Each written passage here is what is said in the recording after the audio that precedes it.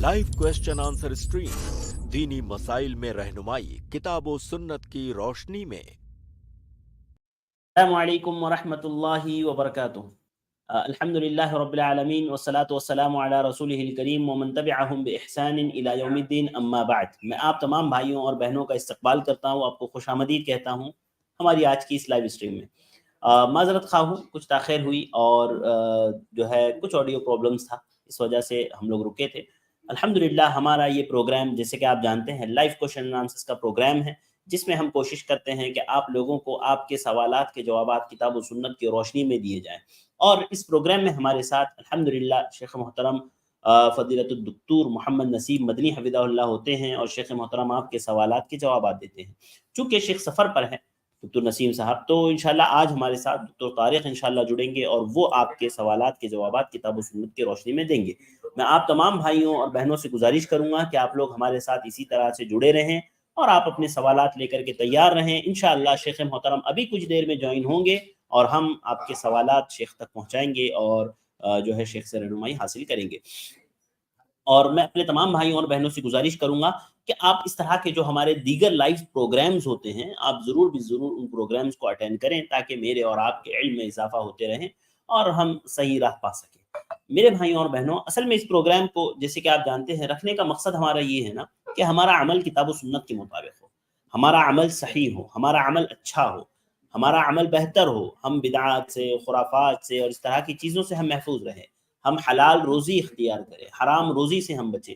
ये सारे मक़ासिद हमारे हैं इस प्रोग्राम को रखने के, कि आप आएँ, आप अपना मसला जो भी आपका अटका हुआ है, जो भी जिस मसले में भी आपको जो है मशवरा चाहिए, चाहे वो तिजारत से रिलेटेड हो, चाहे वो आपसी मामला से रिलेटेड हो, चाहे वो इबादत से रिलेटेड हो, आप ज़रूर हमारे साथ जुड़ें और जो है अपने मसाइल को पूछें। और हमारे साथ जो होते हैं स्कॉलर्स, वो माहिर स्कॉलर्स होते हैं, वो उलमा होते हैं जिन्होंने एक वक्त लगाया है, जिन्होंने फ़िक़्ह में महारत हासिल की है, जिन्होंने किताब व सुन्नत के बुनियादी उसूलों को मज़बूती से पढ़ा है और उन्होंने इस मामले में पीएचडी की है। वो जो है उन्होंने इस लेवल पर पीएचडी की है, इस चीज़ में, इस फ़न में पीएचडी की है। ऐसे उलमा को हम आपके रूबरू करते हैं, ताकि आपको जो जवाब मिले वो किताब व सुन्नत के मुताबिक मिले और हमारा अमल जो है वो सही हो। तो आप तमाम भाइयों और बहनों से गुजारिश है कि आप लोग हमारे साथ ज़रूर भी ज़रूर इस प्रोग्राम में जुड़ें और हमारी ये इस प्रोग्राम की जो लिंक आप तक जो पहुंचती है, आप ज़रूर भी ज़रूर अपने दूसरे भाई बहनों तक पहुंचाएं, ताकि वो भी हमारे साथ जुड़ करके इस प्रोग्राम से फ़ायदा हासिल कर सके और इस प्रोग्राम से जो है फ़ायदा उठा सके। मैं अपने भाइयों और बहनों से गुजारिश करूँगा कि जिन लोगों को सवालात करने हैं, हमने हमारी स्ट्रीम यार्ड की लिंक कमेंट में पेस्ट कर दी है, इस लिंक से आप ज्वाइन कर सकते हैं और वेट कर सकते हैं। इंशाल्लाह जैसे ही शेख मोहतरम आएँगे, जॉइन होंगे, हम आप लोगों को जो है मौका देंगे सवालात करने का, कि आप अपने सवालात आकर के शेख मोहतरम से पूछें और आपको इंशाल्लाह किताब व सुन्नत की रोशनी में जो है जवाबात दिए जाएँगे। उम्मीद करता हूँ कि अब तक जितने जवाबात दिए गए होंगे और जिन भाई बहनों को ये जवाब मिले होंगे, उम्मीद करता हूँ कि उनको फ़ायदा हुआ होगा और वो लोग जो है इससे फ़ायदा उठाए होंगे और अपने अमल को दुरुस्त किए होंगे। याद रखिए, अमल ही असल है और ये है कि कुरान मजीद में आप जहाँ कहीं भी पढ़ें, अल्लाह रब्बुल आलमीन ने ज़रूर भी ज़रूर ईमान के साथ अमल का ज़िक्र किया है। अमल का ज़िक्र ज़रूर भी ज़रूर किया है और अमल का किताब व सुन्नत के मुताबिक होना ये भी ज़रूरी है, क्योंकि अमल उस वक़्त तक कबूल नहीं हो सकता जब तक कि वो अमल इखलास के साथ ना किया जाए और अल्लाह के नबी सल्लल्लाहु अलैहि वसल्लम के तरीक़े के मुताबिक ना किया जाए। क्योंकि प्यारे नबी सल्लल्लाहु अलैहि वसल्लम ने फरमाया ना, मन अमिला अमलन लैसा अलैहि अमरुना फहुव रद्द, कि जिस किसी ने ऐसा अमल किया जिस पर हमारा कौल व अमल नहीं है, तो वो अमल मरदूद है। तो अमल की कबूलियत के लिए दो शर्तें ज़रूरी हैं। एक तो ये कि इखलास होना चाहिए, दूसरा ये कि वो अल्लाह के नबी सल्लल्लाहु अलैहि वसल्लम के तरीक़े के मुताबिक होना चाहिए, इत्तिबा सुन्नत उसमें होनी चाहिए, तो तभी हमारा अमल सही होगा। अब कभी-कभार होता है कि दिनों रात में हम कुछ ऐसे काम करते हैं जिसके ताल्लुक से हमें उसके हुक्म नहीं पता होता है, उस अमल का हुक्म नहीं पता होता है। ज़रूरत इस बात की है कि हम उस अमल का हुक्म जानें। लिहाजा एक इंसान कोशिश करता है कि मैं किसी तरह जो है अपने मसाइल का हल। आप सहाबा के दौर में भी देखते होंगे, आपने पढ़ा होगा कई अहादीस में कि सहाबा कराम जब कभी कोई मुश्किल दरपेश आती, कोई परेशानी पेश आती, तो सहाबा कराम अल्लाह के नबी सल्लल्लाहु अलैहि वसल्लम के पास दौड़े हुए आते और अल्लाह के नबी सल्लल्लाहु अलैहि वसल्लम से सवाल करते और अल्लाह के नबी सल्लल्लाहु अलैहि वसल्लम जो है उनको जवाब देते। असल में उस ज़माने में मसाजिद हमारा मरकज़ हुआ करती थी। आप देखें, अल्लाह के नबी सल्लल्लाहु अलैहि वसल्लम के ज़माने में मसाजिद दारुल इफ्ता भी थी। مسجد دارالفتہ بھی تھی، وہاں پر صحابہ کرام آتے تھے، بیٹھتے تھے، انتظار کرتے تھے، پیارے نبی صلی اللہ علیہ وسلم سے سوالات کرتے تھے، آپ صلی اللہ علیہ وسلم ان کو جوابات دیتے تھے۔ تو کیسا ہے، سوالات کا سلسلہ وہیں سے شروع ہے، اور سوالات کرنا یہ بھی علم اضافے کا ذریعہ ہے۔ لہذا میں آپ لوگوں سے گزارش کروں گا، آپ لوگوں کو اپروچ کروں گا کہ ضرور بھی ضرور آپ لوگ ہمارے ساتھ جوائن ہوں اور سوالات کریں۔ سوالات سے علم میں اضافہ ہوتا ہے، جیسے کہ صحابہ کرام اللہ کے نبی صلی اللہ علیہ وسلم سے کیا کرتے تھے، اور سوال کریں گے تبھی تبھی تو ہم سیکھ پائیں گے نا، تبھی تو ہم سمجھ پائیں گے، تبھی تو ہمارا عمل جو ہے کتاب و سنت کے مطابق ہو پائے گا۔ اگر انسان من مانی کریں، جیسا چاہے ویسا عمل کریں، تو ایسے اعمال یقیناً اس میں انسان غلطی کرے گا، خطا کرے گا، اور مسلم کہتے ہی اس شخص کو ہے نا کہ جو کتاب و سنت کا پابند ہو، کیونکہ عربی میں آپ دیکھیں گے ناقۃ المسلمہ ایسی اونٹنی کو کہا جاتا ہے جس کے ناک میں نکیل ڈال دی گئی ہو۔ تو ہماری ناک میں اللہ اور اس کے رسول کی نکیل ہے، وہ جہاں موڑیں گے ہم مڑیں گے، جہاں بیٹھنے کے لیے کہیں گے ہم بیٹھیں گے۔ لہذا ہمیں چاہیے کہ ہم جو ہے کوشش کریں کہ ہمارا ہر عمل کتاب و سنت کے مطابق ہو۔ بعض دفعہ ایسا ہوتا ہے نا کہ انسان کوئی عمل کرنا چاہتا ہے، آپ ایک بات سمجھیں، بعض دفعہ ایسا ہوتا ہے انسان کوئی عمل کرنا چاہتا ہے، اس کو پورا دل میں ہوتا ہے کہ مجھے یہ عمل کرنا ہی ہے۔ اب مسئلہ کیا ہوتا ہے، اب اس کو فتویٰ چاہیے ہوتا ہے، علماء سے اس کو فتویٰ چاہیے ہوتا ہے کہ بھائی یہ چیز حلال ہے یا یہ چیز حرام ہے۔ اب جب وہ فتوے تلاش کرتا ہے نا تو وہ فتووں کی شاپنگ کرنے کے لیے نکلتا ہے۔ وہ کیا کرتا ہے، ایک عالم کو کال کیا، انہوں نے بتا دیا بھائی یہ حرام ہے، ناجائز ہے، اس کو نہ کرو۔ پھر وہ دوسرے کو کال کرے گا، پھر وہ تیسرے کو کال کرے گا، وہ اس وقت تک پوچھتا رہے گا جب تک کہ اس کو کوئی حلال کا فتویٰ نہ دے دے۔ یہ طریقہ صحیح نہیں ہے۔ طریقہ یہ ہوتا ہے نا کہ طریقہ یہ ہوتا ہے نا کہ ایک انسان ایک شخص کو پوچھے، کتاب و سنت کے مطابق اگر انہوں نے جواب دے دیا ہے، آپ کو اطمینان ہو گیا ہے، تو پھر آپ اس عمل کو چھوڑ دیں، آپ اس عمل کو چھوڑ دیں، اس عمل کے پیچھے پڑے نہ رہیں کہ 50 لوگوں سے پوچھ رہا ہے، 100 سے پوچھ رہا ہے، 101 سے پوچھ رہا ہے تاکہ اپنی من مرضی کا جواب مل جائے۔ نہیں، آپ کو کتاب و سنت کے مطابق دلائل کے ساتھ جواب دے دیا گیا، آپ مطمئن ہو گئے تو بات ختم۔ تو الحمدللہ ہمارے ساتھ شیخ محترم جوائن ہو چکے ہیں، دکتر طارق صفی الرحمن مبارک پوری حفظہ اللہ، استاد محترم ہمارے ساتھ موجود ہے۔ ہم جو ہے شیخ محترم کو ایڈ کرتے ہیں، استقبال کرتے ہیں۔ السلام علیکم ورحمۃ اللہ وبرکاتہ شیخ۔ وعلیکم السلام ورحمۃ اللہ وبرکاتہ۔ شیخ میں اپنی جانب سے اور اپنی پوری ٹیم کی جانب سے آپ کا شکر گزار ہوں کہ آپ نے اس وقت ہمیں اپنا وقت دیا تاکہ ہم آپ سے اپنے مسائل پوچھ سکیں۔ تو شیخ اگر آپ کی اجازت ہو تو ہمارے کچھ بھائی بہن اسٹریم میں ایڈ ہے، تو ہم لوگ سوالات کا سلسلہ جلد از جلد شروع کرتے ہیں۔ بہتر ہے، ٹھیک ہے انشاءاللہ۔ جزاک اللہ خیر۔ تو آئیے شروع کرتے ہیں۔ ہمارے آج کے سب سے پہلے گیسٹ ہے انون، میں آپ کو ایڈ کر رہا ہوں، آپ اپنا سوال پوچھیں۔ السلام علیکم ورحمۃ اللہ شیخ۔ وعلیکم السلام ورحمۃ اللہ وبرکاتہ۔ شیخ میرا سوال یہ تھا کہ میں ابھی جہاں پڑھنے آیا ہوں، ایکچولی میں پٹنہ پڑھنے آیا ہوں، تو میری ممی نے مطلب جو آس پاس کے لوگ ہیں ان کو بولا ہے کہ میں مطلب کہیں اور گیا ہوں پڑھنے کے لیے، مطلب کولکتہ گیا ہوں۔ شیخ جب میں گھر جاتا ہوں چھٹی وغیرہ میں، تو جو میرے جاننے والے ہیں وہ مجھ سے پوچھتے ہیں کہ کہاں رہتے ہو، مطلب کہاں پڑھائی کرتے ہو، تو میں اس کا شیخ کیا جواب دوں؟ اگر میں جواب دوں گا کہ میں سچ جواب دوں گا کہ میں یہاں ہوں، پٹنہ ہوں، تو بولیں گے کہ مطلب ممی لوگ کی بات جھوٹ ہو جائے گی، اور پھر وہ بولوں گا تو میں جھوٹ ہو جاؤں گا، تو مطلب کیا اس کیس میں کیا کہنا چاہیے؟ الحمدللہ والصلاة والسلام علی رسول اللہ وعلی آلہ وصحبہ اما بعد۔ دیکھیے، آپ کا جو مسئلہ ہے اس مسئلے میں آپ کی والدہ آپ کی صحیح جگہ کو چھپانا چاہتی ہے۔ کیا مقصد ہے وہ زیادہ بہتر جانتی ہیں، لیکن بہرحال یہ ایک قسم سے جھوٹ ہے، یعنی صحیح بات کو نہ بتا کر غلط جگہ کو بتلانا یہ جھوٹ ہے۔ اب اس سلسلے میں اگر ہم قرآن اور حدیث کی دلیلیں دیکھتے ہیں تو ہمیں یہ نظر آتا ہے کہ والدین کی اطاعت غلط کاموں کے اندر نہیں ہے۔ وَإِن جَاهَدَاكَ عَلَىٰ أَن تُشْرِكَ بِي مَا لَيْسَ لَكَ بِهِ فَلَا تُطِعْهُمَا، کہ اگر وہ آپ کو مجبور کریں کہ آپ میرے ساتھ کسی کو شریک کریں جس کا آپ کو علم نہیں ہے، تو ایسی صورت میں آپ ان کی اطاعت نہ کریں۔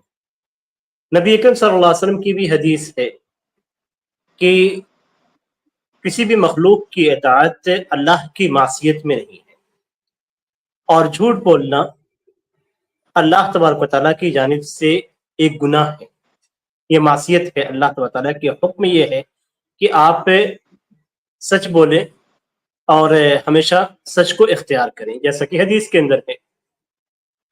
तो इस सूरत में आपको ये चाहिए कि आप वालिदा को भी समझाएं कि आप जो बातें लोगों के दरमियान बता रही हैं कि आप दूसरी जगह पे हैं जबकि आप किसी और जगह पे तालीम हासिल कर रहे हैं, तो वालिदा को समझाएं कि देखिए ये बात झूठ के ज़ुमरे में आती है और इस तरीके से बात करना ये मुनासिब नहीं है।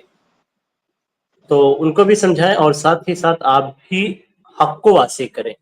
आप बतलाएं, जिस जगह पे आप हैं उसी जगह को आप बतलाएं। आप गलत चीज़ में वालिदा का साथ ना दें, इसलिए कि वला ताअवनु अलल इस्मि वल उद्वान, कि गुनाह और जुल्म के कामों में आपस में ताउन नहीं करना है, किसी की मदद नहीं करनी है। तो अगर आप अपने वालिदा की मुआफ़क़त करते हैं तो ऐसी सूरत में गुनाह के काम में मुआफ़क़त करते हैं, जिसे अल्लाह तबारक व तआला ने मना फरमाया है। तो बेहतर यह है कि हक़ को वाज़ेह किया जाए। हक़ को वाज़ेह करने में रुसवाई नहीं होती है, जबकि झूठ किसी न किसी दिन सामने आ जाता है और उसमें रुसवाई होगी आपके लिए भी, आपके वालिदा के लिए भी। इसलिए जब आप अल्लाह के लिए झूठ को छोड़ देंगे तो अल्लाह तबारक व तआला आपकी इज़्ज़त की हिफाज़त करेगा। और अगर शेख मतलब मेरे वालिदा या मैं अगर किसी को नहीं बताना चाहूँ पूछने के बावजूद भी, तो इसमें कोई गलत है? मतलब पूछते हैं लोग तो अगर नहीं नहीं बताना बताना चाहें चाहते हैं तो ये आपकी आपकी मर्ज़ी है। अगर आप नहीं बताना चाहते हैं कि आप किस जगह पे हैं, तो आप झूठ भी ना बोलें और बताएँ भी ना। तो शेख वो ये कर बुरा सकते हैं। मान जाते हैं। हाँ, ये अलग बात है कि लोग बुरा मानते हैं, लेकिन आपको इख्तियार है, आप चाहें तो जवाब दें या ना दें। शरीयत ने आपको पाबंद नहीं किया है, तो आप चाहें तो जवाब दें, चाहे तो उनकी बातों का जवाब ना दें।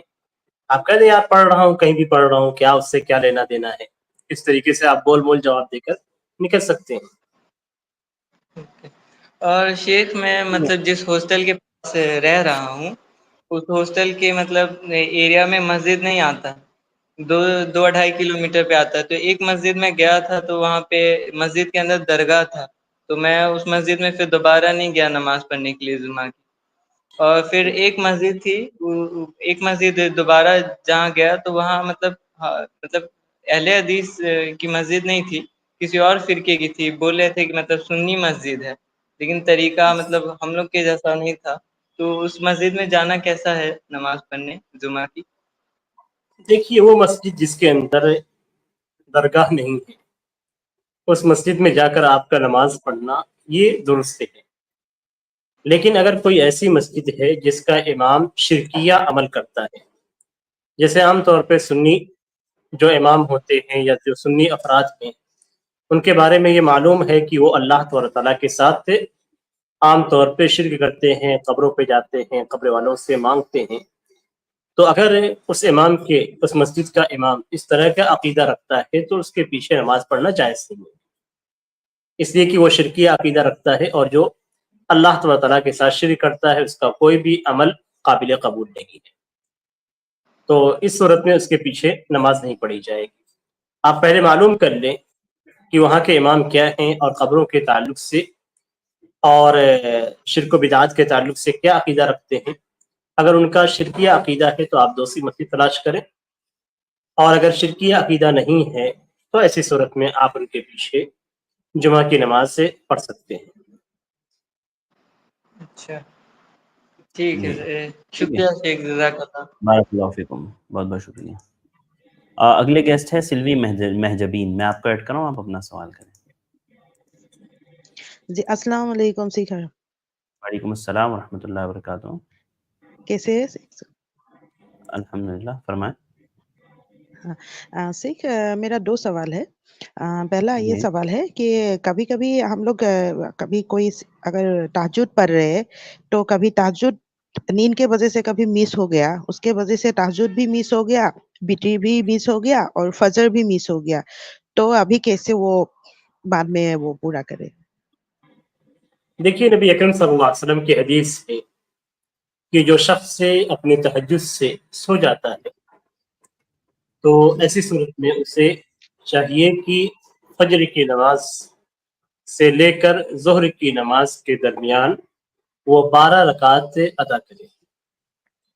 تو اگر آپ کی تہجد مس ہو جاتی ہے، وتر مس ہو جاتی ہے، تو آپ دن میں فجر کی نماز کے بعد سے لے کر ظہر کی نماز سے پہلے تک، یعنی نصف النہار سے پہلے آپ 12 رکعت ادا کر لیں کہ آپ کے رات کی تہجد کی قضا ہو جائے گی. اور جی فجر پہلے کو سے پہلے پڑھنا فجر پڑے گا کو فجر آپ کو نا. پہلے پڑھیں. اگر جی فجر اچھا آپ کے قضا ہوتی ہے تو آپ سب سے پہلے فجر کی سنتیں ادا کریں، پھر فجر کی فرض نماز آپ ادا کریں. اس کے بعد آپ کے پاس وقت ہے، آپ اسی وقت چاہیں تو آپ 12 رکعت ادا کر سکتی ہیں، یا چاہیں تو آپ بعد میں بھی ادا کر سکتی ہیں. جی سیکھ شکریہ سیکھ. ٹھیک اور ہے. ایک جزاک اللہ. سوال تھا بدعت کو جی لے کے. بدعت اگر کسی سے ہو جاتا ہے تو اس کا اللہ تعالیٰ معافی دیں گے یا توبہ قبول ہوگا یا نہیں آگے؟ کیا سوال آپ کا میلاد سے متعلق؟ بدعت بدعت سے کسی سے بدعت بدعت سے متعلق. جی دیکھیے، بدعت سے اگر کسی سے ہوتی ہے اور پھر اس کے بعد وہ توبہ کر لیتا ہے، توبہ کرنے کا مطلب یہ کہ اس بدعت سے وہ چھوڑ دیتا ہے، بدعت پہ شرمندہ رہتا ہے، اور آئندہ کبھی اس طرح کا کام نہ کرنے کا عزم کر لیتا ہے، ارادہ کر لیتا ہے پختہ طریقے سے کہ دوبارہ اب یہ بدعت مجھ سے نہیں ہوگی. تو ایسی صورت میں اسے توبہ کہتے ہیں. اور توبہ کی صورت میں نبی اکرم صلی اللہ علیہ وسلم کا فرمان ہے کہ توبہ اپنے سے پہلے گناہ کو مٹا دیتا ہے. تو اگر کوئی شخص توبہ کرتا ہے تو جس گناہ سے، جس بدعت سے وہ توبہ کرتا ہے، وہ گناہ اور بدعت مٹا دی جاتی ہے، اس کا گناہ ختم ہو جاتا ہے.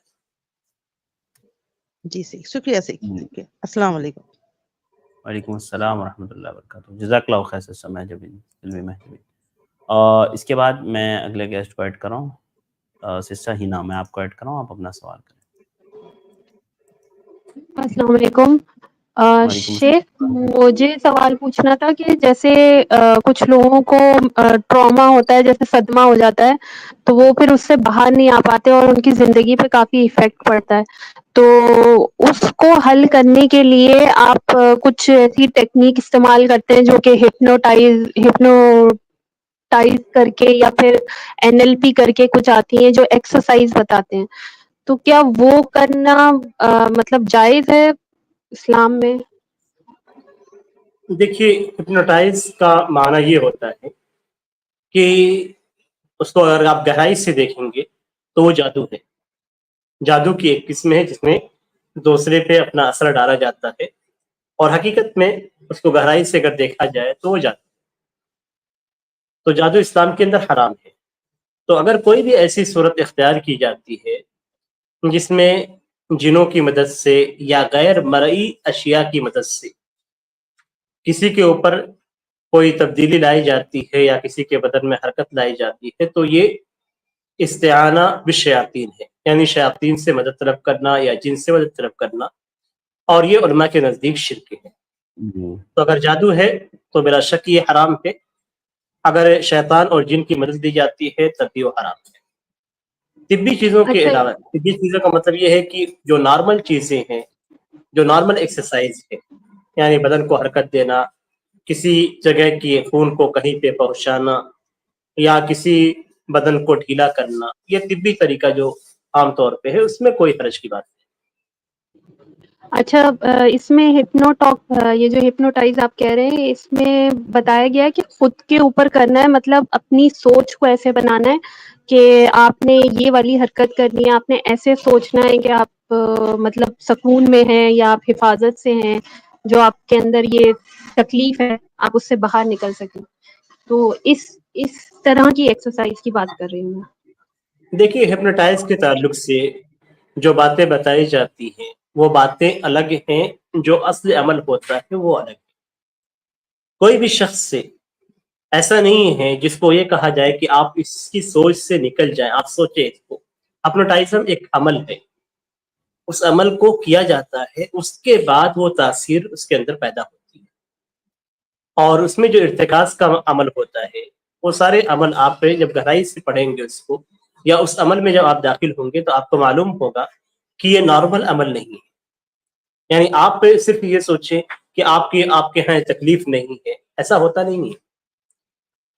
آپ تکلیف میں ہیں تو تکلیف محسوس کریں گے، صرف اپنی سوچ سے اس تکلیف کو آپ بدل نہیں سکتے.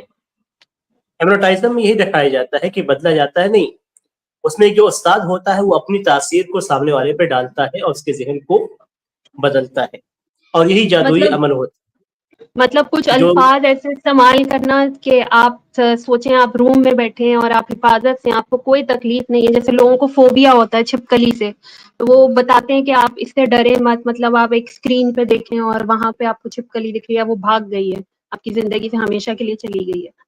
تو اس سوچ کو پھر آپ اپنے اندر ڈال دیں، تو یہ والی باتیں جادو میں آتی ہیں. جو کرتا ہے، جو ہپنوٹائزم کو لے کر آپ میں ڈال رہا ہے، جو ہپنوٹائز آپ کو کر رہا ہے، جی وہ کہاں سے سیکھا؟ اصل یہ ہے ہپنوٹائزم سیکھنا ہی جادو کی ایک قسم ہے، ٹھیک ہے اور اس کی ٹھیک ہے، تاثیر وہ آپ پہ ڈالتا ہے، ایسے ہوتا ہے. اچھا صحیح. اور ایک اور یہ سوال کہانیوں مجھے میں، پوچھنا. جی میں آپ کو بتاؤں، یہ کہانیوں میں الگ ہوتا ہے، حقیقت میں اس کی جو شکل ہے وہ الگ ہے. تو یہ جو ویڈیوز آتی ہیں نہیں دیکھنی چاہیے، ہپنوٹائز، NLP، یہ جو سائنس بتاتے ہیں کہ یہ سائنس ہے، دماغ ایسے کام کرتا ہے، آپ کا صدمہ ایسے کام کرتا ہے، دل ایسے کام کرتا ہے، اس کو ایسے پکڑ کے رکھ لیتا ہے، تو یہ نہیں سننا چاہیے. وہ شخص، اگر کوئی شخص اس کو صرف ایسے ہی سیکھتا ہے تو وہ کبھی نہیں سیکھ پائے گا. جس طریقے سے بتایا جاتا ہے ویسے کوئی بھی نہیں سیکھ پائے گا. اور آپ کو یہ میں بتا دوں کہ آپ کی اسکرین کے ذریعے سے بھی آپ پہ جادو کیا جاتا ہے. جو آپ پہ اچھا ٹیلی ویژن پہ یا اسی طریقے سے یوٹیوب وغیرہ پہ دیکھتے ہیں، اس کے ذریعے سے بھی جادو کیا جاتا ہے. ابھی جادو کے اچھا بہت سارے نئے طریقے ہیں، تو آپ کہاں سے وہ سحر میں جائیں گے، یعنی کیسے آپ کے اوپر وہ قوت ڈالیں گے، آپ کو نہیں معلوم ہوگا. تو یہ چیزیں دیکھنا بھی درست نہیں ہے. ٹھیک ہے.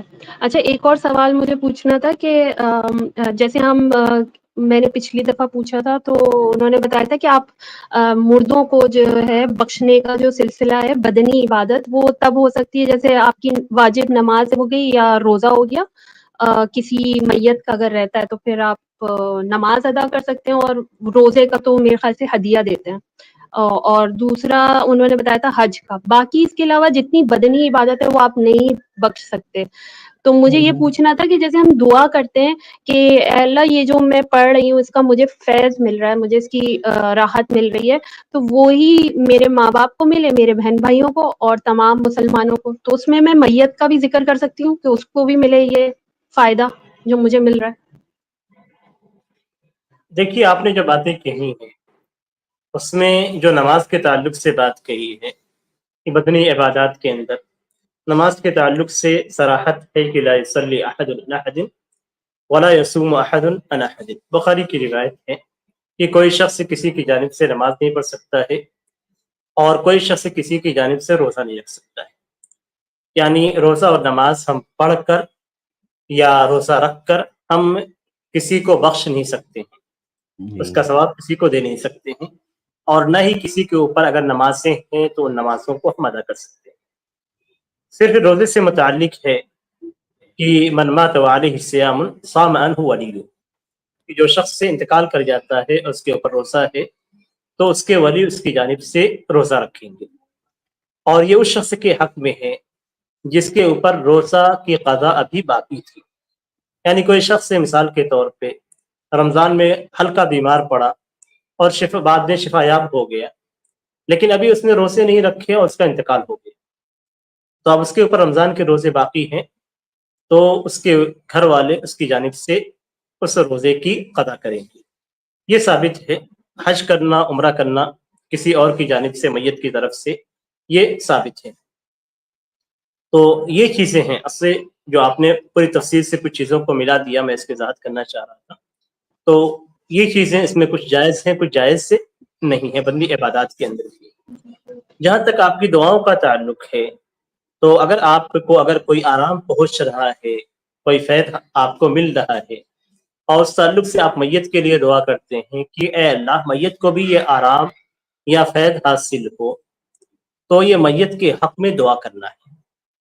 تو ایسی دعائیں میت کے حق میں آپ کر سکتے ہیں کہ اے اللہ، یہ مثال کے طور ذکر کے پر بارے اللہ، میں शेख जिक्र के बारे में कि जैसे मैं जिक्र करती हूँ उससे मुझे फैज मिलता है, आखिरत में भी मिलेगा, दुनिया में भी मिलेगा, कुरान पढ़ती हूँ, तो वो फैज दे सकते हैं ऐसे करके दुआ से? नहीं, जो अमल आप करेंगे नेक अमाल जिनके ताल्लुक से सबूत नहीं है कि इन अमाल को आप मैयत को दे सकते हैं, तो उसका अज्र मैयत को नहीं मिलेगा, इल्ला है कि मैयत ने आपको सिखाया हो तो सिखाने के एतबार से, तालीम के एतबार से मिलता है। लेकिन ये कि आप ये कहें कि ये फैज़ या ये अज्र जो मुझे मिल रहा है ये मैयत को भी मिले, तो ऐसा कोई सबूत नहीं मिलता है कि आपके अज़कार में के अज्र में वो भी शरीक होंगे।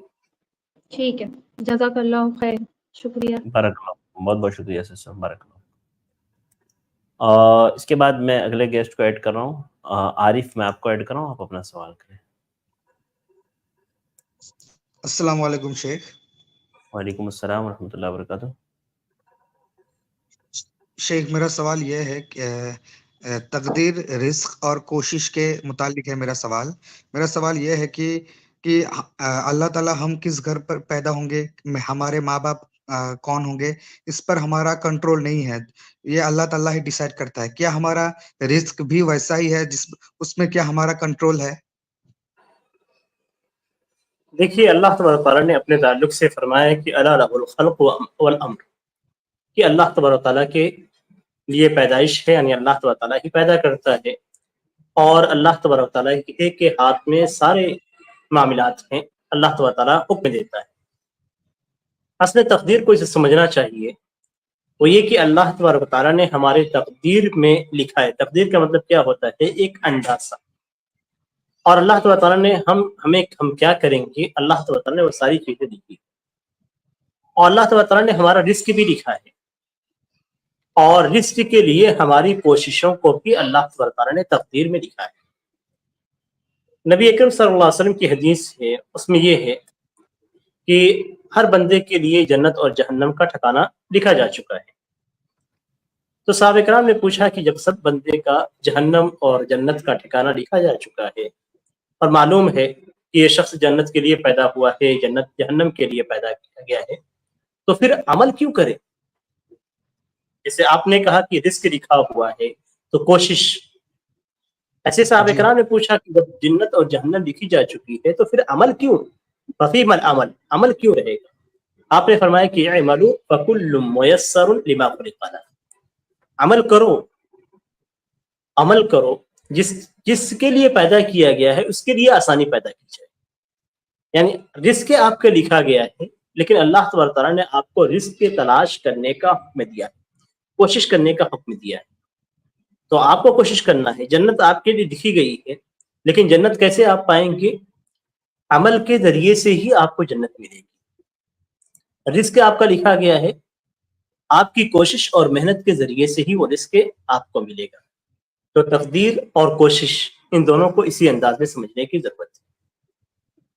शेख हम देखते हैं कि बहुत सारे लोग बहुत कोशिश करते फिर भी नहीं मिलता, और कई लोग कोशिश नहीं करते और बहुत सारा मिल जाता है, तो इस लॉजिक को कैसे समझाएंगे शेख? देखिए, अल्लाह ने तकदीर में कोशिश के बाद रिस्क लिखा है, अल्लाह ने तकदीर में कोशिश के बाद रिस्क नहीं लिखा है। हम कभी कभी बहुत मेहनत करते हैं लेकिन हमें वो चीज़ हासिल नहीं होती, और कभी कभी हम मेहनत कम करते हैं, हमें वो चीज़ हासिल हो जाती है।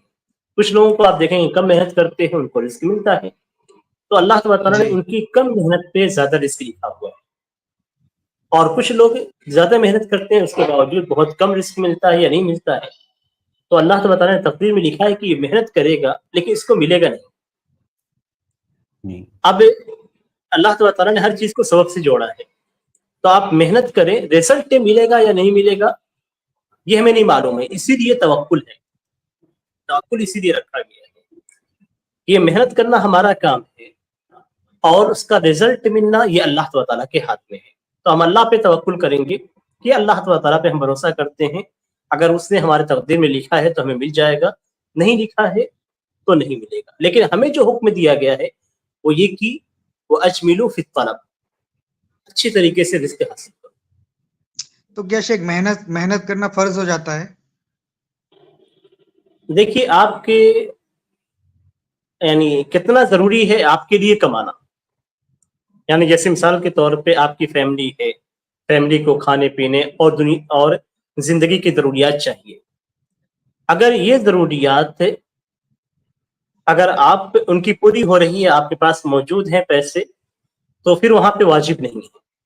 लेकिन जहाँ पे ज़रूरियात पूरी नहीं हो रही हैं और उनको खिलाना आपके ऊपर फ़र्ज़ है, तो वहाँ पे कमाना भी फ़र्ज़ है। जी जी, जजाकल्ला शेख, जजाकल्ला। शायद शेख अरशद रिमूव हो गए हैं शेख। हाँ, कोई और सवाल हो तो आप करें।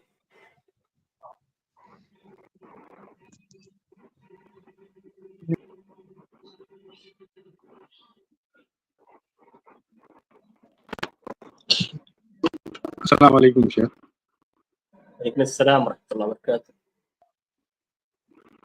हाँ शेख, मेरी आवाज़ आ रही है? हाँ हाँ, बोलिए।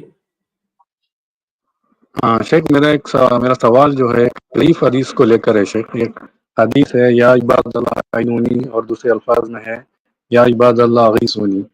तो इस हदीस को लेकर शेख, जहाँ से मैं आ रहा हूँ वहाँ पे एक बहुत तफरीक के शिकार है शेख। उसमें एक गिरोह है, वो कह रहे हैं कि इस हदीस में जो है, मतलब इसमें अहमद बिन हम्बल का और बहुत सारे अहले सुन्नत का जो इमाम है उनके अमल मिलते हैं। तो मुझे ये जानना है सर शेख कि इस हदीस के मतन में क्या शिर्क पाया जाता है शेख? क्योंकि जो अहले सुन्नत के जो इमाम हैं वो शिर्क तो नहीं कर सकते हैं, तो इसमें थोड़ा रहनुमाई करना। देखिए, पहली बात तो ये है कि इस हदीस के ताल्लुक से या इबादल्लाह आइनुनी या इबादल्लाह कि मेरी मदद करो ए अल्लाह के बंदे, इस हदीस के ताल्लुक से उलमा का जो हुक्म है वो ये कि ज़ईफ़ है, पहली चीज़। और ज़ईफ़ अहादीस पे अमल नहीं किया जाता है, ये पहली बात। तो ये पहली चीज़ है। दूसरी कि कुछ उलमाए किराम ने इस पे कलाम किया है और इमाम अहमद बिन हम्बल रहमतुल्लाह के ताल्लुक से बयान किया गया है कि वो इस पे अमल के कायल थे या उन्होंने इस पे अमल किया। अब जिन लोगों ने इस हदीस को हसन के दर्जे तक पहुंचाया है या इस हदीस को काबिल अमल समझते हैं, उनके नज़दीक आयुनी या इबादल्लाह से मुराद जिन नहीं है, या उनके नज़दीक जो भी मुराद है वो वहाँ पे मौजूद अल्लाह की मखलूक है। अल्लाह की मखलूक को मुराद दिया गया है। अल्लाह की मखलूक में से फरिश्ते भी मौजूद होते हैं जो अल्लाह की मखलूक हैं। वहाँ पे मौजूद जिन भी होता है जो अल्लाह की मखलूक में से है। वहाँ पे मौजूद दीगर यानी जानवर और कीड़े मकोड़े जो भी वहाँ पे मौजूद हैं, तो वो तमाम चीज़ें अल्लाह की ख़ास तौर पे अल्लाह के बंदों में फरिश्तों को ख़ास तौर पे शुमार किया गया है इबादल्लाह की वजह से। तो वहाँ पे ये कहा गया है कि फरिश्तों से मदद तलब की गई है। और इस्लाम के अकीदे के अंदर वो कोई शख्स से अगर सामने मौजूद है और वो आपकी मदद पे कादिर है, तो आप उससे मदद तलब कर सकते हैं। फस्तग़ाथहुल्लज़ी मिन शिअतिही अलल्लज़ी मिन अदुव्वी, हज़रत मूसा अलैहिस्सलाम ने अपनी कौम के फर्द से मदद तलब की थी। तो इस एतबार से उसको शिर्क नहीं कहा जा सकता है। और यही उलमा ने इमाम अहमद बिन हम्बल रहमतुल्लाह के अमल की या उनके कौल की वजाहत में यही बात हमने कही कि यहाँ पे फरिश्तों से मदद तलब की गई है। यहाँ पे कोई ना हो, वहाँ पे फरिश्ते जो मौजूद होते हैं, इसलिए कि हदीस के अंदर है कि अल्लाह तबारक तआला के फरिश्ते हर मकाम पे मौजूद रहते हैं। और इसी तरीके से फरिश्तों के ताल्लुक से है, कुछ फरिश्ते शक्ल लगाते रहते हैं, घूमते रहते हैं। तो ये तमाम चीज़ें यानी इन तमाम अहादीस को सामने रख के कुछ लोगों ने इस हदीस के ताल्लुक से ये बात कही है कि इस हदीस में जो अमल इमाम अहमद बिन हम्बल रहमतुल्लाह से जो बयान किया जाता है उसकी तावील यही है, जिनों से मदद नहीं है बल्कि वो फरिश्तों से या अल्लाह की दीगर मखलूक़ात से जिनके बारे में हमें इल्म नहीं है, उनसे मदद तलब की गई है जो वहाँ पे मौजूद हो, गायब नहीं, मौजूद अफराद से।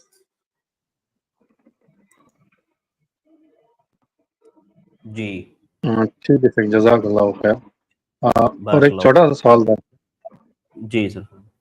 जैसे मैंने पूछा था एक छोटा उसमें सवाल में थोड़ा इजाफा करना था, तो ये जो खबरुल वाहिद जो हदीस है ये अकीदे के एतबार से लिया जा सकता है सर? अकीदे के लिए आप मुतवातिर ही होना पड़ेगा। देखिए नबी अकरम सल्लल्लाहु अलैहि वसल्लम ने हज़रत मुआद बिन जबल रज़ियल्लाहु ताला अन्हु को यमन की जानिब भेजा और क्या फरमाया कि अव्वल मा तदऊहुम इलैहि शहादतु अल्ला इलाहा इल्लल्लाह, कि सबसे पहले जिस बात की आप उन्हें दावत देंगे वो ला इलाहा इल्लल्लाह की गवाही है। हज़रत मुआद बिन जबल रज़ियल्लाहु ताला अन्हु एक फर्द थे, खबरे वाहिद, और उनकी बात को कबूल करने का नबी अकरम सल्लल्लाहु अलैहि वसल्लम ने हुक्म दिया था, उसी पे ईमान लाए लोग, और उन्होंने जिस चीज की दावत दी वो तौहीद। एक फर्द तौहीद की दावत देता है, ये सबसे बड़ी दलील है खबर वाहिद के अकीदे के मामले में कबूल करने की। अगर हज़रत मुआद बिन जबल रज़ियल्लाहु ताला अन्हु फर्द वाहिद होने के बावजूद तौहीद और अकीदे के मामले में उनकी खबर कबूल नहीं की जाती, तो ऐसी सूरत में तौहीद की तरफ उनका दावत देना ये कभी भी इस्लाम की नज़र में कबूल नहीं होता। नबी अकरम सल्लल्लाहु अलैहि वसल्लम नहीं भेजते थे, लेकिन नबी अकरम सल्लल्लाहु अलैहि वसल्लम ने इस्लाम का पैगाम देकर उन्हें भेजा। साहबे कराम एक फर्द जाते थे, दो फर्द जाते थे, और ये सब खबर वाहिद है। जी सरफराज भाई, बारकल्लाहु फिकुम, बहुत बहुत शुक्रिया सरफराज। मोहम्मद आरिफ, मैं आपको ऐड कर रहा हूँ। जी मोहम्मद आरिफ, मैंने आपको ऐड किया, आप अनम्यूट करें, अपना सवाल पूछें जल्दी से। अस्सलाम वालेकुम वरहमतुल्लाह। वालेकुम अस्सलाम वरहमतुल्लाहि वबरकातुहू। मेरा सवाल स्टूडेंट के मुतालिक है कि जैसे रमजान के आखिरी अशरे में एतकाफ किया जाता है, तो एक ऐसा स्टूडेंट जो पढ़ाई कर रहा है और उसका इम्तिहान कुछ दिनों बाद है, तो वो किस तरह से एतकाफ करेगा? क्योंकि उसको मिसाल के तौर पे एक MBBS स्टूडेंट है मान लीजिए, तो उसको अपना क्लास भी अटेंड करना होगा और वो कंपलसरी है। अगर वो उसको छोड़ेगा तो अपने फन में कभी माहिर नहीं हो पाएगा। तो ऐसे स्टूडेंट जिनका क्लास रहता है या फिर जिनका जो है एग्जाम है ईद के फौरन बाद, कोई इंटरनेशनल लेवल का कॉम्पिटिटिव एग्जाम है, तो वो लोग मतलब एतकाफ कैसे करेंगे? कि क्या एतकाफ की हालत में वो अपने सिलेबस की किताब पढ़ सकते हैं या नहीं पढ़ सकते हैं? ऐसे स्टूडेंट के लिए क्या है इसमें? जी शेख।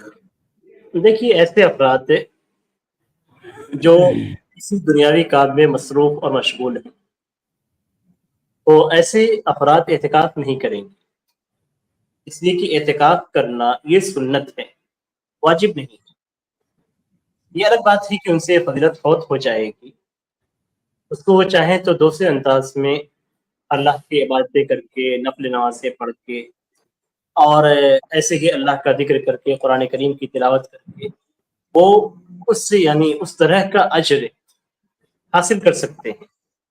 तो ज़रूरी नहीं है कि वो एतकाफ़ करें और एतकाफ़ के अंदर अपनी जो दुनियावी किताबें हैं, जो दुनिया से मुताल्लिक़ उनके जिस इल्म में वो हैं, उस इल्म की किताबें ले जाकर वहाँ पे पढ़ें। इसलिए कि एतकाफ़ का मतलब ये होता है कि अल्लाह तबारक व तआला की इबादत और इताअत के लिए मस्जिद में एक जगह को लाज़िम पकड़ लेना।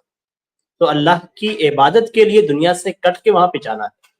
अब आप दुनिया से कट के दुनिया को लेकर वहाँ पे बैठ जाएंगे तो वो एतकाफ़ नहीं है। तो कुछ पाने के लिए कुछ खोना पड़ता है। तो अगर दुनिया को आप खोना चाहते हैं, अल्लाह की इबादत में रहना चाहते हैं, तो आपको अल्लाह की इबादत मिलेगी, और नहीं तो उसके भरपाई के लिए आप तिलावत कुरान है, अज़कार है, नफल नमाज़ें हैं, ये सब कसरत से करें जब भी आपको मौका मिले। मेरा दूसरा सवाल ये है शेख कि ऐसे स्टूडेंट जो हॉस्टल कैंपस में रहते हैं, जैसे इंजीनियरिंग कॉलेज के कैंपस में रहते हैं या मेडिकल कॉलेज या कोई ऐसा यूनिवर्सिटी जिसका कैंपस बड़ा है और आसपास में कोई मस्जिद वगैरह भी नहीं है, तो मिसाल के तौर पे जैसे MBBS का कोर्स है वो लगभग 5.5 साल का है, तो ऐसा स्टूडेंट जो 5 साल तक जो है लगभग 5.5 साल तक मस्जिद में जमात के साथ नमाज अदा ही नहीं कर पाएगा, ठीक है? तो ऐसे स्टूडेंट्स के लिए क्या है कि आसपास में कोई मस्जिद भी नहीं है और क्या कहते हैं कि उस तरह के क्लासमेट्स भी नहीं है कि जहां जमात करके जो है नमाज अदा किया जा सके, تو وہ کس طریقے سے نماز ادا کریں گے, کس طریقے سے جمعہ ادا کریں گے. اور ایک لمبی مدت جیسے 5.5 سال تک MBBS کا کورس ہے, یا پھر انجینئرنگ ہے وہ 4 سال کا ہے. دیکھیے عام طور پہ ہمارے جو مشاہدے میں ہیں وہ یہ کہ کالجز کے جو بچے ہاسٹل میں رہتے ہیں وہ بڑے مستی کے ساتھ باہر گھومتے بھی رہتے ہیں. ایسا نہیں ہے کہ وہ صرف کیمپس میں ہی موجود رہتے ہیں. تو میں جو امر واقع ہے, جو حقیقت ہے, اس کے تعلق سے بات کر رہا ہوں. تو جس طریقے سے انہیں گھومنے پھرنے کی اور ادھر ادھر جانے کی آزادی ہے, ایسی ہی انہیں نماز پڑھنے کی بھی آزادی ہے. جس جگہ پہ وہ رہتے ہیں وہاں پہ آس پاس قریب میں جو بھی مسجد ہے وہاں تک پہ جانے کا وہ خود انسان کرے. جہاں اتنے پیسے خرچ کیے جاتے ہیں تعلیم پہ, وہیں عبادت پہ بھی اگر پیسے خرچ کیے جائیں اور کوئی ایسا انتظام کر لیا جائے بائک وغیرہ کا کہ آپ جا کر نماز پڑھ کے واپس آ جائیں, تو یہ بہت ہی بہتر ہوگا. دنیا اور دین دونوں اکٹھا ہو جائے گی. تو انہیں چاہیے کہ اس طرح کا کوئی انتظام کریں کہ وہ مسجد میں جا کر باجماعت نماز ادا کر سکیں. 5 سے 6 سال تک بالکل نمازوں سے, اللہ کی عبادات سے کٹ کر رہنا یہ درست ہے. اور وہیں پہ یہ بھی دیکھا جاتا ہے کہ اتنی سختی نہیں ہوتی ہے کہ آپ جمعہ کے لیے نہیں جا سکتے ہیں. جمعہ کے لیے نکل سکتے ہیں. یعنی ایسا بھی ہوتا ہے کہ اسٹوڈنٹ کسی 1 دن یا 2 دن کے لیے غائب ہو جاتے ہیں, یا کچھ گھنٹوں کے لیے وہ اجازت لے کے جا بھی سکتے ہیں, ایسا بھی رہتا ہے.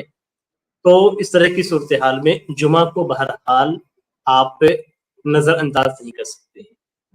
یعنی ایسا نہیں ہے کہ آپ دنیا پانے کے لیے دین کو مکمل طور پہ, دین کی سب سے اہم چیز نماز کو اور جماعت کو بالکل غائب کر دیں گے 5 سے 6 سال تک کے لیے.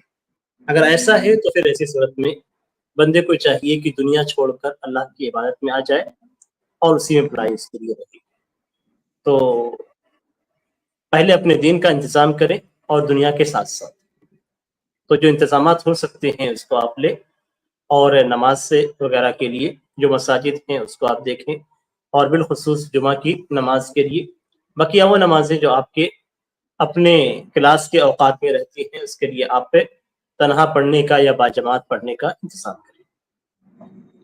شیخ مطلب میں تھوڑا اگر سوال کو تھوڑا اسپیسیفک کروں تو جیسے MBBS میں جو کیا ہوتا ہے وہ پورا 1 دن کا شیڈیول جو ہوتا ہے اس میں دوپہر کے وقت صرف 1 گھنٹے کا ٹائم دیا جاتا ہے. اس میں آپ کو کھانا بھی کھانا ہے سمجھے, اور پھر جو ہے کلاس میں ریٹرن آنا ہے. جیسے کہیں پہ 1 سے 2 بجے کا بریک رہتا ہے MBBS کا جو کورس ہوتا ہے اس میں, اور اس میں پڑھائی کا پریشر وغیرہ بھی رہتا ہے. تو مطلب ایسے اسٹوڈنٹس کے لیے کیا ہے کہ مطلب باہر وہ جا بھی نہیں سکتا ہے. 1 گھنٹے میں تو آپ نماز پڑھ سکتے ہیں آسانی کے ساتھ. کھانا کھانے کے ساتھ پڑھ کے واپس کر سکتے ہیں. دوپہر کی نماز کا کوئی بڑا مسئلہ نہیں ہے. اور جمعہ کا ہے تو اگر مجبوری ہے تو جمعہ کے آخری وقت میں آپ حاضر ہوں. بہت ساری جگہوں پہ 1 بجے جماعت ہوتی ہے یا 1:30 بجے جماعت ہوتی ہے. تو یعنی ہر مسلمان کو اس بات پہ خاص توجہ دینی چاہیے کس طریقے سے اس کی نمازیں اور اس کے جمعہ محفوظ رہیں. ایسا نہ ہو کہ دنیا کے چکر میں دین کو ضائع کرے.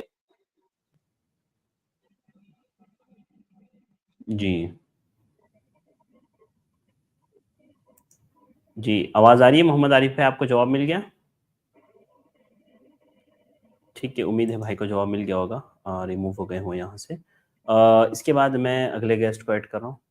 اگلے گیسٹ ہے معاذ, میں آپ کو ایڈ کر رہا ہوں, آپ اپنا سوال کریں. اس کے بعد خیر الانام کو میں ایڈ کروں گا.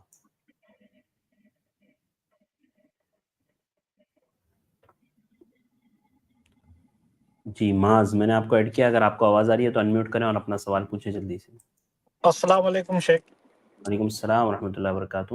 ہاں, میرا سوال قرآن کے متعلق ہے شیخ. جیسا کہ قرآن میں جو زیر زبر پیش ہے یہ بعد میں ایڈ کیے گئے ہیں, تو اس کو کیا ہم اچھی بدعت بول سکتے ہیں؟ بدعت کسے کہتے ہیں؟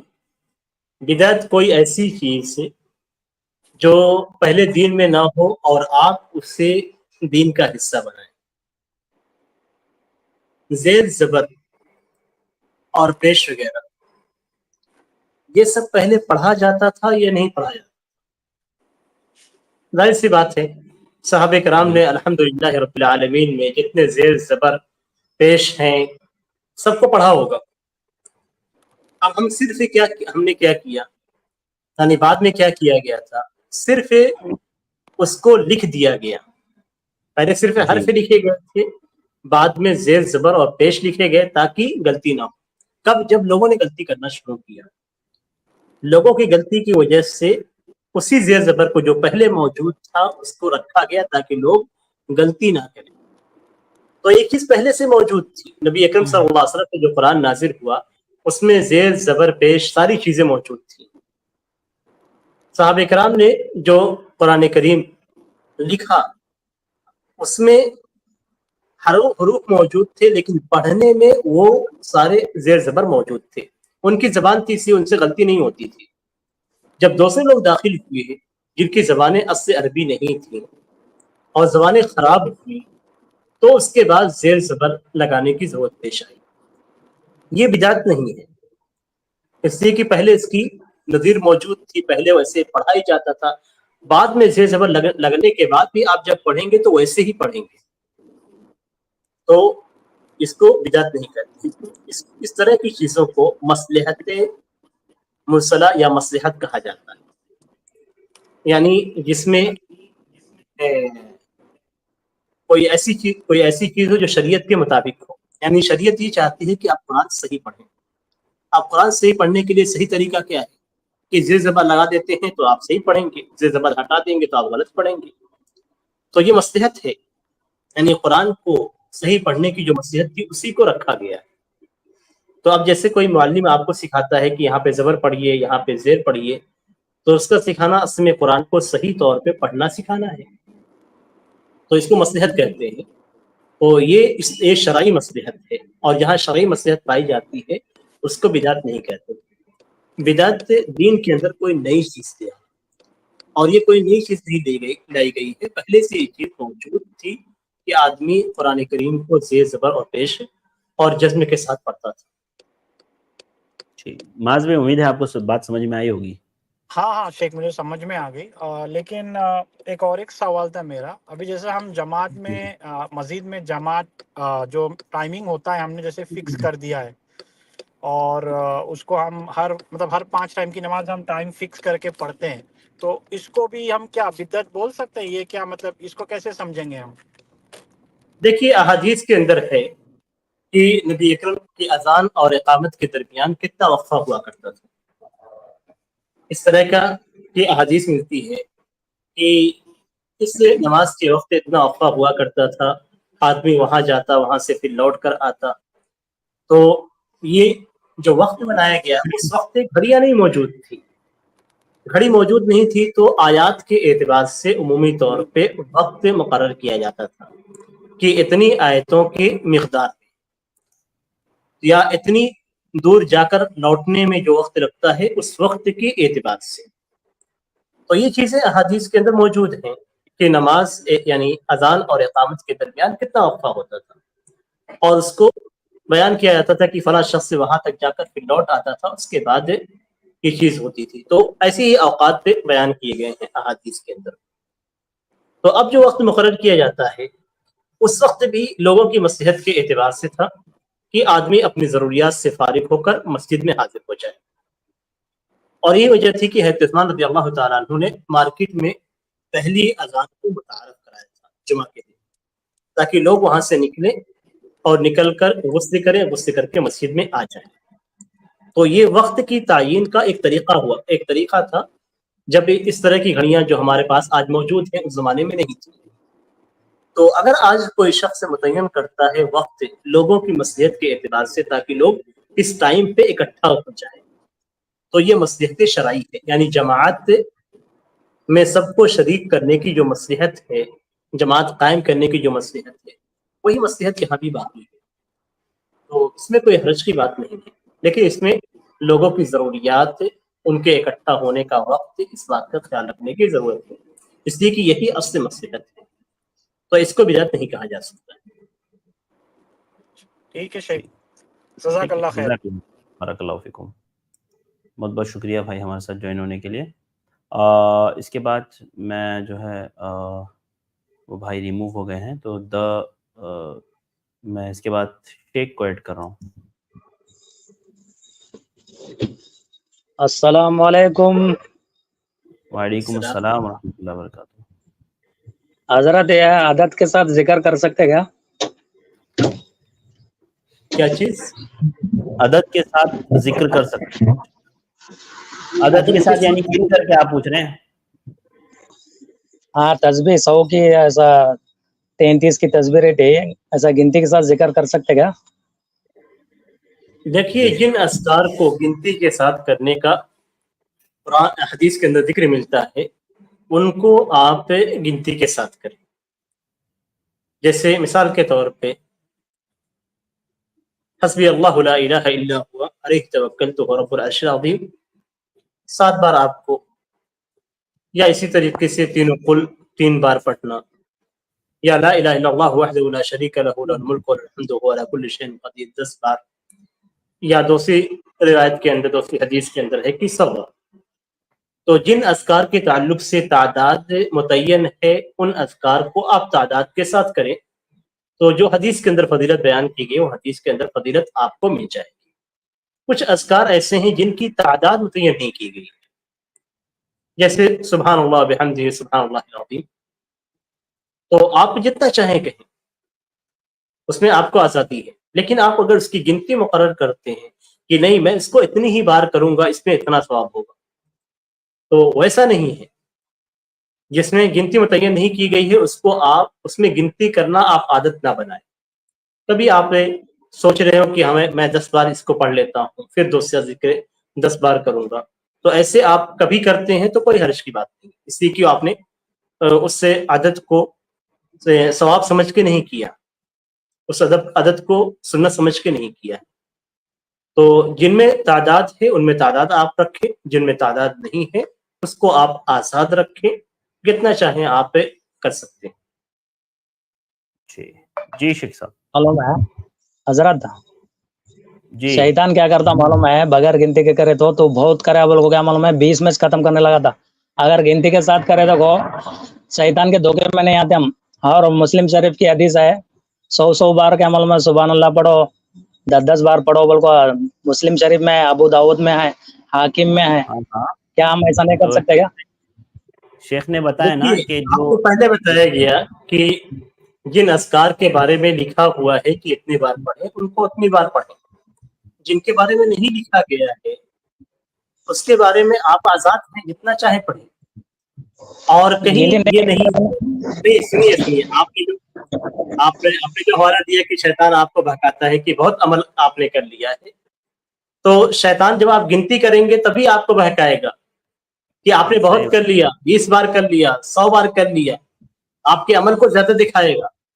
आप पढ़ते जाइए, आप जितना आप पढ़ सकते हैं पढ़ें, तो आप अपने अमल को कम देखिए। आप गिनती करेंगे तो आपको ज्यादा दिखेगा, 20 बार मैंने पढ़ लिया, 100 बार मैंने पढ़ लिया, तो शैतान की वजह से भी आ रहा है आपके पास। हजरत अबू हुरैरा रज़ियल्लाहु ताला अन्हु खजूर के गुठलियों के ऊपर गिनती करते थे, वो हदीस है ना? कौन सी हदीस है आपके पास गुठलियों पे गिनती करने की? अब्दुल्लाह इब्न मसूद। देखिए, इधर उधर से हदीसें ना ले आए आप, साहब कराम नहीं, सही हदीस बता रहा हूँ मैं, सुनो। सही हदीस नहीं बता रहे हैं आप, इसीलिए सही हदीस बता रहा हूँ। रिवायत लेकर के आइए, वो रिवायत पढ़िए। सही हदीस आप नहीं बता रहे, आप बताइए, दीजिए हवाला दीजिए और हदीस भी लिख के कोट दीजिए। मुस्लिम शरीफ 6843 44 और अबू दाऊद 5081 85 और क्या मालूम है 88, ये सारे हदीस आदत के बारे में। 5081 आदत के बारे में आपने जो ये दावा किया कि घुटलियों पे गिनते थे, वो ले आइए। आदत की बात नहीं, आदत नहीं है। आप क्या सवाल करते?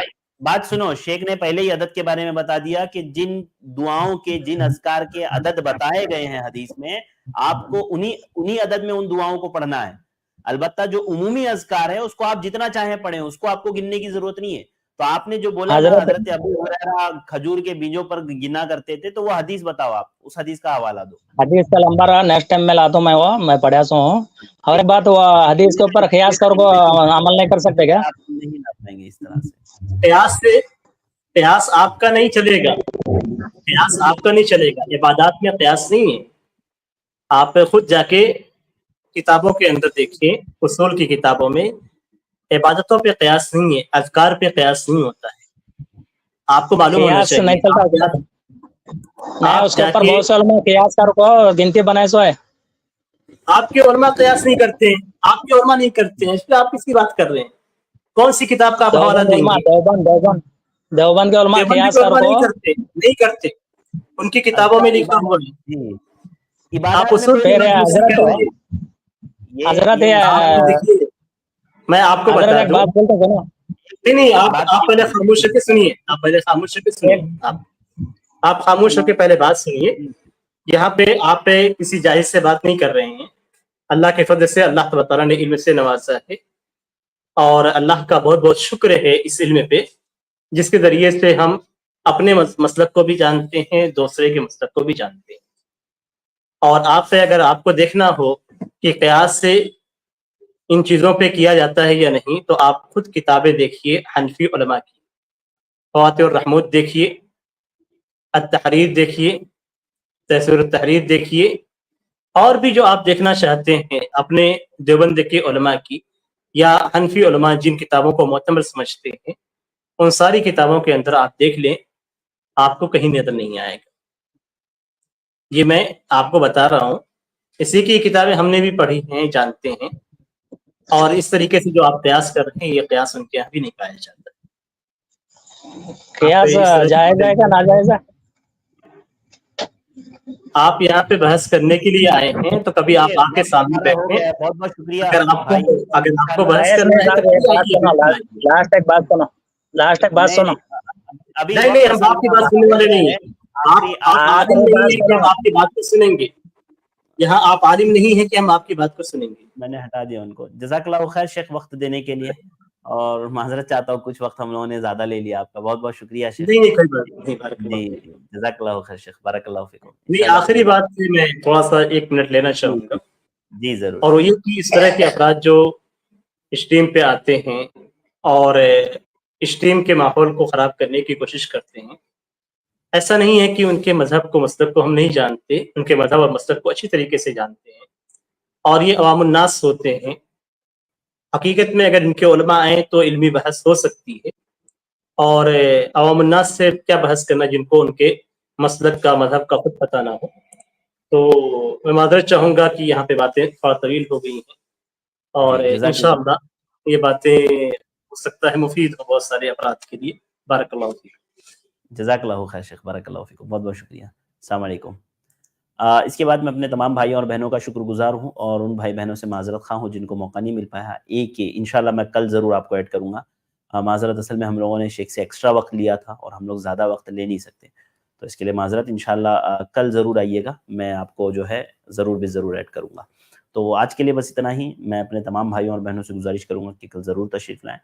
मुझे दीजिए इजाज़त, इंशाल्लाह फिर मुलाकात होगी। अस्सलामु अलैकुम व रहमतुल्लाहि व बरकातहू।